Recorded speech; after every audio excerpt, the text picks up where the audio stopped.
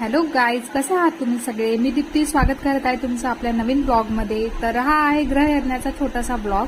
तर आणि याचा मोठा ब्लॉग पण मी यूट्यूबला टाकलेला आहे, तो पण तुम्ही नक्की बघा. हा तर सकाळी सकाळी हळद झालेली आणि त्याच्यानंतर मी तुम्हाला सांगितलं होतं की ग्रहयज्ञाची पूजा असते. तर ग्रहयज्ञाच्या पूजेला सुरुवात झालेली.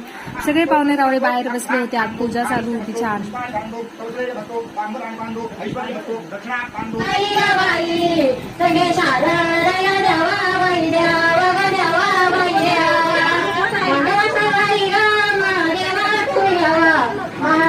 मंडप देवता होत्या, नंदिनी, नंदिनी, मलिका, उमा, तपसुवर्णी.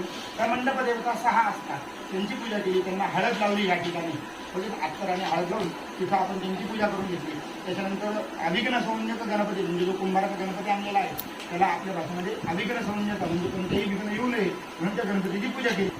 या दादाने अजून पूजेची खूप छान माहिती दिली की अग्निमान